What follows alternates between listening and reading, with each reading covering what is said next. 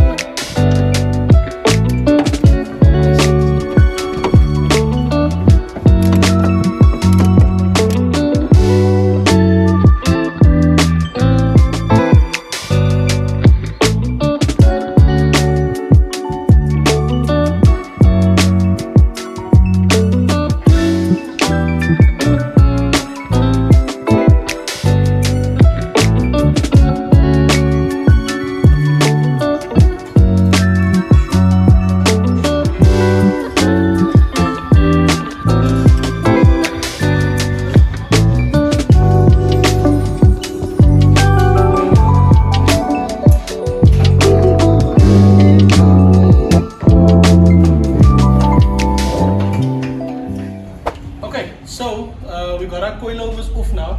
If you just come take a look close here quickly, you'll see this is the rear spring, right? Or shock.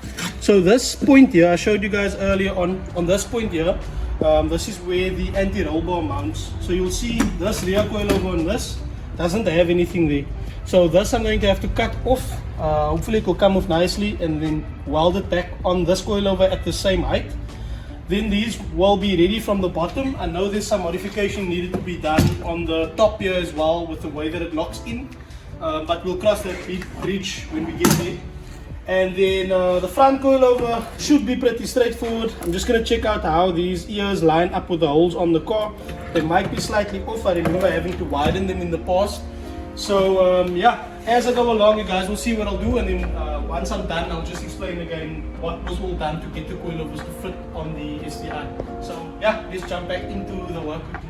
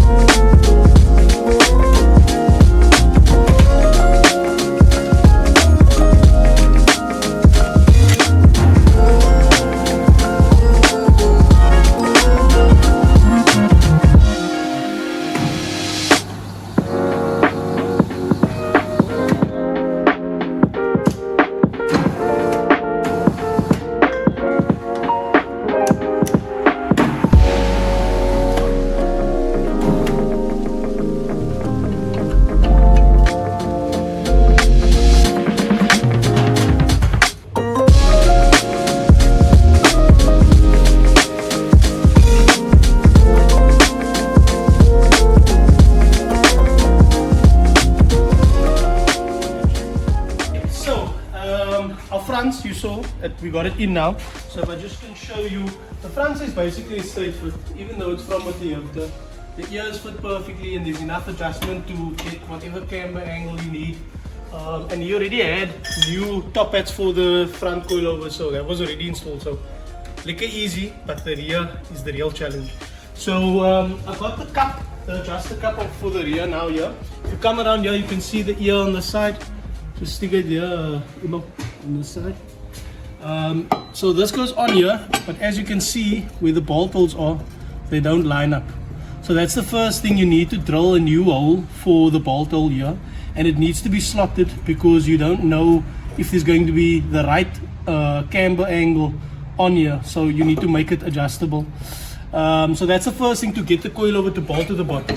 And then on the top, if you come over here, there is some work to be done here as well. So on this top hat, you're obviously going to reuse this because this needs to be on there. But the center of the original top hat, it's too small to fit on this, right? So it doesn't go through. So we need to drill this out. But as you can see, I don't know if you can see in here, there's a flat part of that, and on the shock here you can see there's a flat edge as well. So that's to hold the shock in place while you tighten down the bolt on the top. So as well as drilling in here, we're going to need to tack a bead here just to have a flat surface for this to go against, so it doesn't move when we try and tighten it as well. So that's what needs to be done to the rears, and then you can fit it directly with this old spring cup on, because as you can see it's attached to the top hat assembly. But I just think it looks trash and it doesn't sit as nicely as this would on its own. So what I'm going to do is, there's 3 spot welds on here. We're just going to drill straight through those spot welds, and hopefully this will just come apart, and then we can just have the neat triangular piece together and on the top of the coilover like that. So yeah, that's basically what needs to be done. I'm going to jump over to starting with the ear. I believe this for me is the most difficult because there's measurements that needs to be done. So I want to do it with energy. And then from there we can do the top hat assembly, get the rears in, do a full bolt check right through to the front, and then the car can come off the lift. So let's get back to work. Okay, so I got one side done now. Just want to throw it on here quickly to show you guys how it was done. But there you can see I made 2 ovalized holes at the bottom of that. So let me just get it on quickly. Right, so there you go. You can see that hole there. So that now allows you to adjust the camber of the shock. So, and then obviously it's on the ear, so it should be straight otherwise, but we just needed that. So I'm gonna take you guys through the process of how I got that done. Let me just throw this one on as well, and then I can show you how I started off my measurements. So first things first, you can see I got the bottom hole in. Now this bottom hole is not adjustable, it's just a straight hole, right? And yeah, you can see where it wants to mount and where the hole is currently. So we need to figure out how to get it perfect. So what I do is I lay this back as far as possible, and I hold the cokie at the end point there, so on that point, and then I slide this part back over it, and it leaves a line on there. So let me just do that and I'll show you what I did. So there you can see there's a line there now. Like I said, I just held the cokie at that point there, and then I slid this back over the cokie to leave that print to show me on what axis it needs to move. So the bolt needs to move like that, right? Now all we do is we make a measurement from this end here down, and from this end here down, and then we know that the oval hole has to be somewhere within that slot. So that's how we get it done. Let me just make the other lines, and then basically we start drilling and shaving away.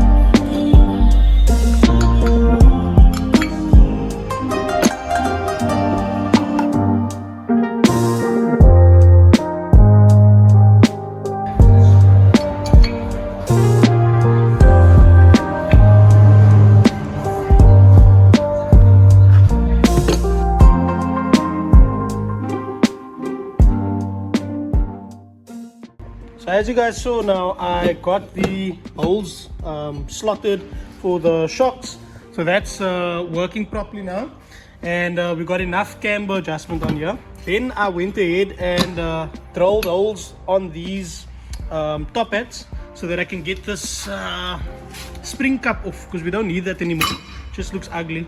So once that was done, I went ahead and drilled out this hole so that it can fit over our coilover top, which is slightly bigger. So yeah, the top hats are almost ready. We still need to weld, so I need to weld a bead here just to lock the coilover in place so we can tighten it down. And yeah, the reason I've got the old shock here, I cut these ears off as you saw. So that ear is for the anti-roll bar or the stabilizer bar. So we are going to be adding that onto the cup here. Basically what I've done is, you can see I've got some measurements on here already, but all I did was I took a measurement from the bottom of where the ear was mounted to the bottom of the shock, and then I just passed that measurement on to here. So I'm just going to clean it off. That's why I've marked it off. So I'm going to grind there to clean it off, and then clean off these ears, weld them on here, and then they are specific left and right, so I weld them on, and then he still has access to the stabilizer bar, because he was complaining about understeer on the car. So he does do, like, you know, mountain runs and stuff like that with the car, so you want to try and have the best suspension setup possible, and that's definitely necessary for cornering. So I'm going to get into cleaning off here, welding both of these, and then doing that tack weld inside here, and then we should be pretty much ready to install the coilovers in the rear and tighten everything down. So let's get back to work.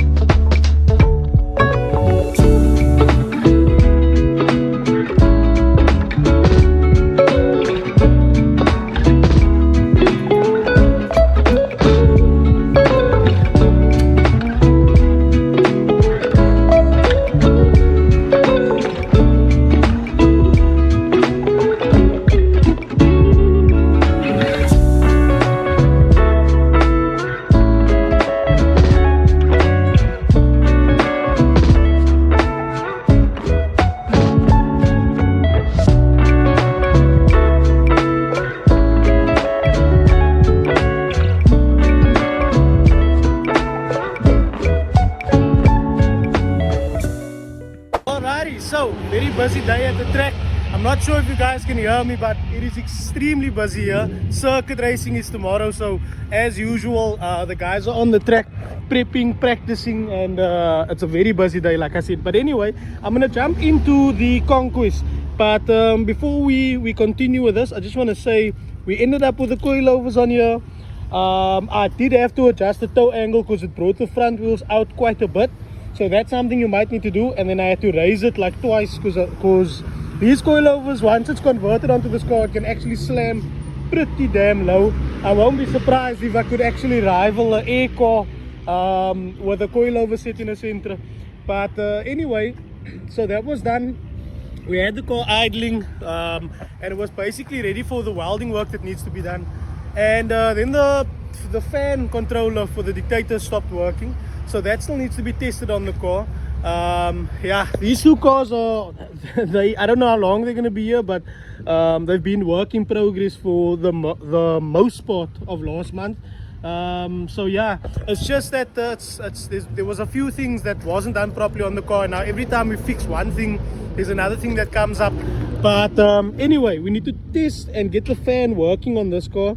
Once that is sorted, we can go ahead and fit the rails for the bucket seats, and also make up a rear bracing for the car, so that we can call this project done. So yeah, anyway, I'm gonna jump over to the Conquest now.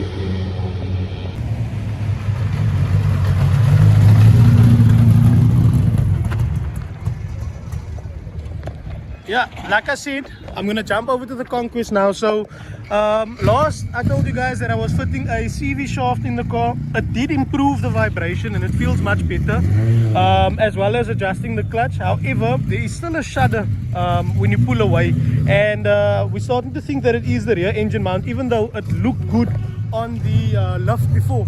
So I'm just gonna pull it in quickly. We're gonna take off the whole subframe of the car, check everything out, and then fix up whatever needs to be done. So let's jump into that, and then I'll chat to you guys about what we found.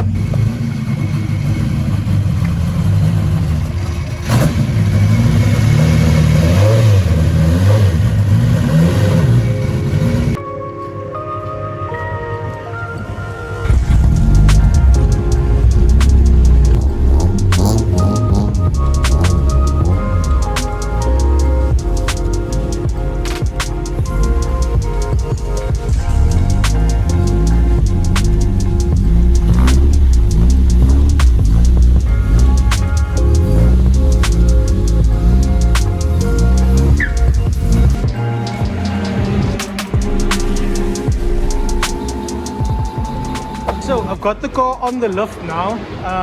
Underneath here, you did tell me that they need to cut away from the subframe in order to fit for the CV to pass here. So I did notice when I move the engine, I'm gonna try and get it on camera for you guys, but pay attention to the gap where the two halves of this cross member meet, right? Just watch here when I try and tilt the engine back. Can't hold it still enough. So as you can see, obviously the engine's going to be much stronger than my arm with a pry bar. This cross member is actually flexing when the engine moves, and you really don't want that. So the first thing we are going to need to do is weld up and plate off this cross member to add strength back in here, and take some measurements between the cross member and the CV. And then the other thing that I noticed as well, let me just put my pry bar on the ground. If you look at the back here, this is the plate that mounts to the engine. There's the engine mount, and I can literally move this back and forth. So I don't know if a bolt broke off inside here, because there is a hole, or if they just never put one in. I'm not too sure, but that needs to be fixed up. Anyway, so I'm gonna shoot you guys over to a time lapse of me removing the subframe from this car and doing some welding work. And then we'll send those mounts away as well, so enjoy.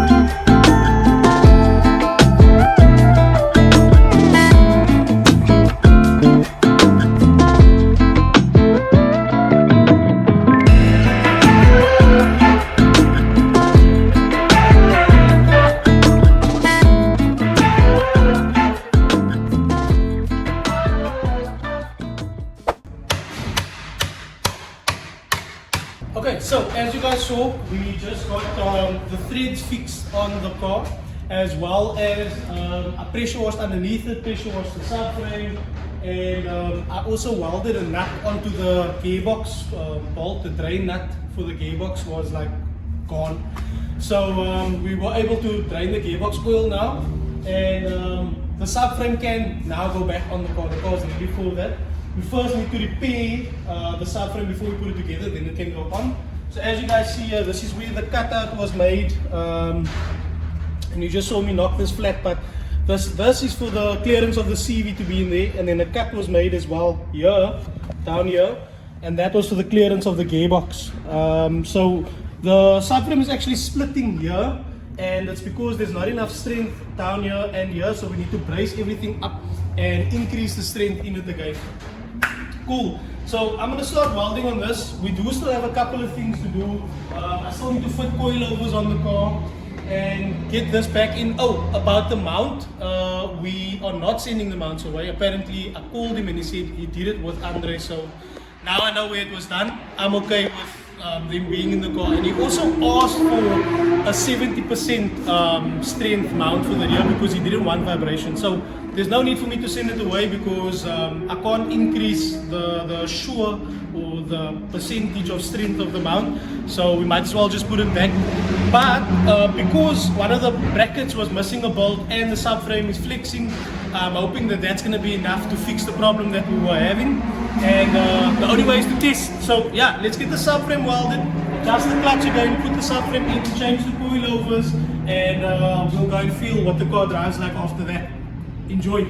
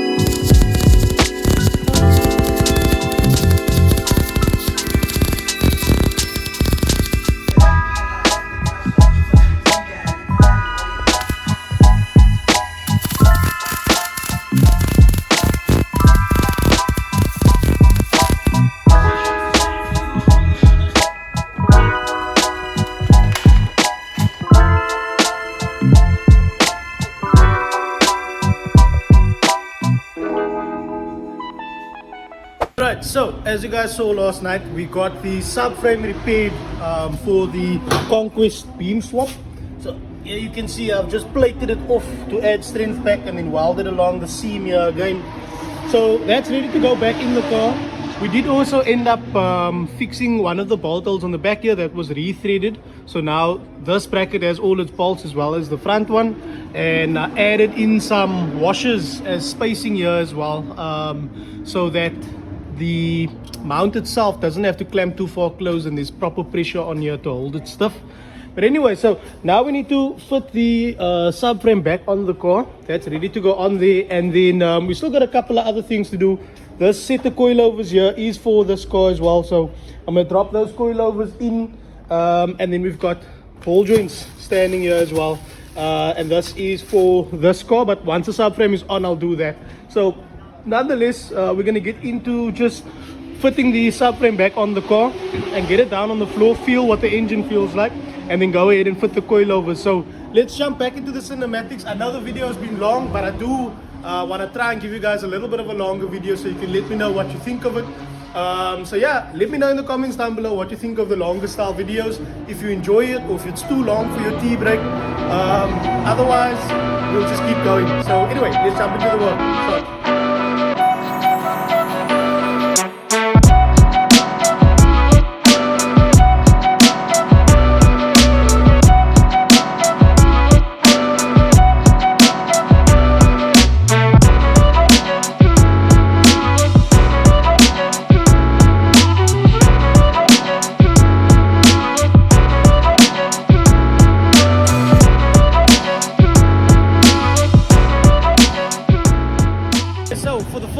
the car is outside of the shop, and I did bring it to the garage just to top it up with some petrol, just to test drive everything. I must say there are still a few bits and bobs that I'm not happy with.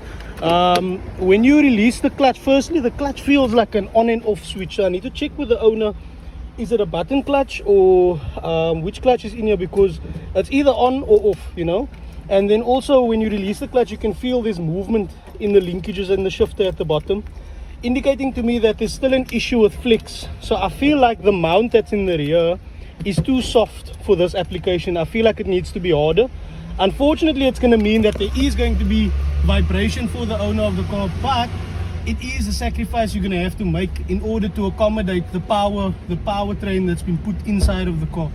So nonetheless, I'm going to take you guys with me just to do a ride back down to the track, and let you know what I think of it. Obviously it hasn't been tuned properly yet, so you can't go too high up in the rev range, but it sounds good, and in the first half of the rev range it still feels nice and healthy. So definitely need to do an oil change still, because there is overfueling on cold start. But nonetheless, let's get into the drive quickly. Clear sign to me always when I'm driving, I know I shouldn't be filming, but how easy it is to release the clutch and drive while filming, that's always a sign to me as to how easy the drivability is, because you can get caught up in the moment and then you don't realize how difficult the car is actually to pilot. But let's just go down here quickly.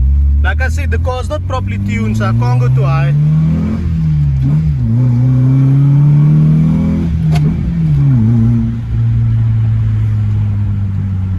Sound is good, it sounds nice, but the drivability, like I was saying, is not that great, and the car feels very underpowered. So yeah, I actually feel a little bit guilty driving it, even up to that small rev range. But nonetheless, I'm just gonna take it back to the track and then I'll give you guys a proper overview of the drive.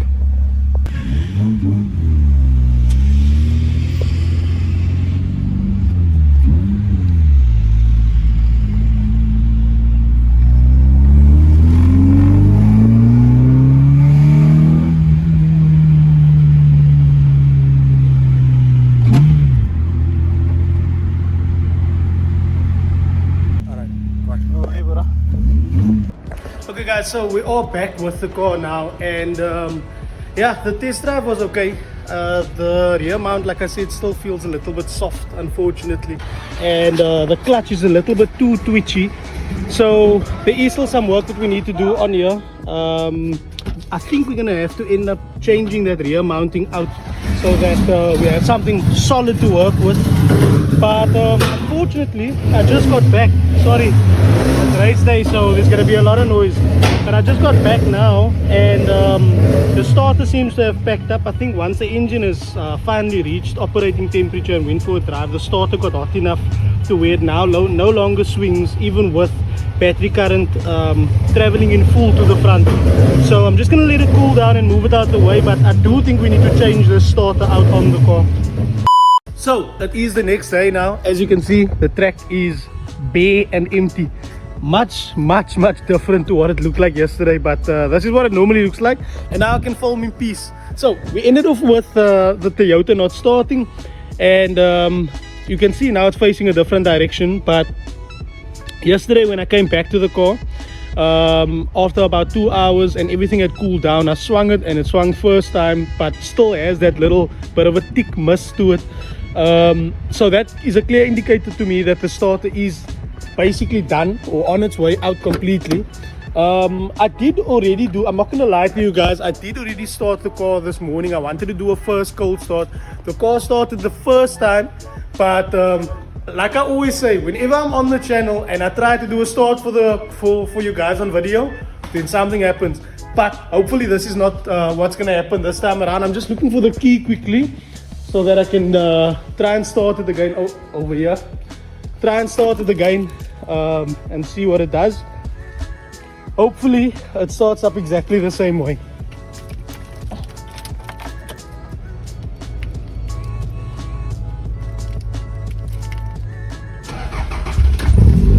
Nice. So that's exactly what I did the first time around. Anyway, so that indicates to me we do need to change the starter. I am going to do coilovers on this car today, but I don't think that's going to be in this video. In fact, I think that we should end it here. So it's been a great video. Thanks to you guys for watching and subscribing and supporting. I always appreciate it. As usual, if you enjoyed the video, go ahead and like and comment on the video down below. And for now, Bag Boys, we out. Peace. Say, hold up, wait a minute. Okay, so a little bit of a bonus clip for you guys. We are on our way back from Raees now. So the fan wasn't switching on. We managed to get the fan working properly. It was switching on way too high, and then he kind of dialed this gauge in a little bit as much as he could. So it's about 5 units higher than what was showing on the laptop, but the fan is switching on at 87 and switching off at 85, 86. So yeah, everything's looking good. The car's running well, everything is sharp, and all we need to do now is the bracing. But I thought the owner messaged me to say I must send him a video of me doing a pull. So I thought, okay, I'm gonna film for you guys as well. And yeah, the customer's always right. We gotta do what we need to do. So away, enjoy. Oh, the owner also said I shouldn't go into boost in 4th gear because it boost creeps. So this is 3rd. Jeez. Wow, yo, this really brought the life back into me. I haven't felt this way in a long time. And thanks to the owner, I won't mention his name, he's quite a discreet guy, but thanks to him for asking me just to use the car a little bit and give it a test run. So it's a lot of fun. It's a lot of fun. I'll see if I can stop at the robot and do kind of a pull for you guys, but I don't want to pull too hard. I don't want to launch the car. We just did the CV, so yeah, let's drive it in a little bit, but maybe like a small rolling start or something.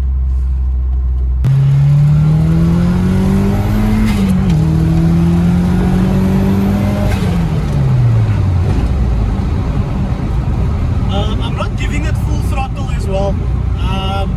Yeah, I don't want to put my foot all the way down, but yo, it has liquor power. Like, it's fun enough just doing that without murdering the car. It's got over enough power. So you don't really need to be at the top of the rev range all the time. It's like, it's liquor, you know. Boost comes in nicely, and yeah, it's very enjoyable. See if I can get another 3rd gear pull for you guys.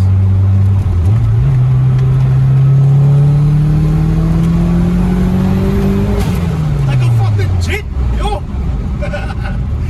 Yo, I really think, compared to the V-Wheel that I drove in this body, I much prefer the DET in the shape. Out of the two, yeah, I would say I like the boost in this body. For myself, like for conversion, definitely VE, but in the Sentra body, I mean, I feel like this, it's such a good match, man. They just go so well together with the the shape of the body and the way it pulls, it hits hard. So away.